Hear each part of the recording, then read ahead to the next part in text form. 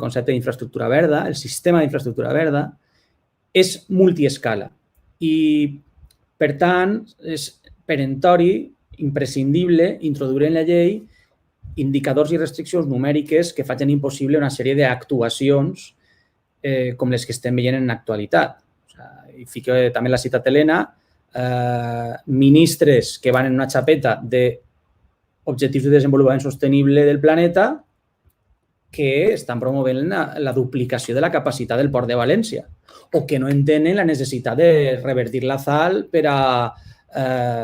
com a millor estratègia per afrontar el canvi climàtic. O sigui, la ZAL, per exemple, és molt més valuosa formant part del sistema d'infraestructura verda, siga Horta, siga Ullamoll o siga el que siga, un parc urbà, que com un polígon industrial, encara que tinga plaques solars en els terraris d'aquest polígon industrial. No sé si m'estic explicant. Per què? Doncs perquè té una cosa que la llei tampoc crec que acaba d'entendre i és que el sistema d'infraestructura verda és un espai multifuncional. I una central electrosolar no.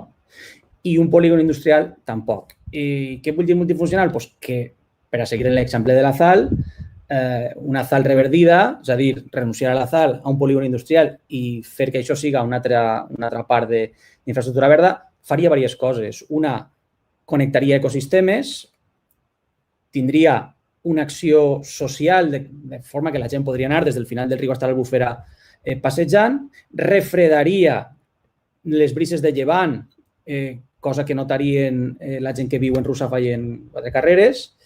És a dir, té una sèrie d'efectes que no són directament mesurables econòmicament perquè no estan subjectes a drets d'emissió ni coses d'estes, però que són tan reals com la resta d'efectes, o més.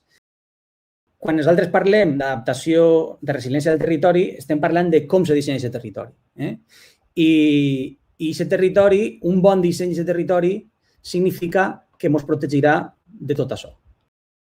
En l'agost volia tindre enllestida la llei, però aquests aspectes han de figurar d'una manera quantificable en la llei. Perquè, si no, serà una llei, com vos he dit, de fàbriques solars i de taxació d'emissions. I sent una cosa que podria haver sigut ambiciosa, se quedarà en algo molt menor.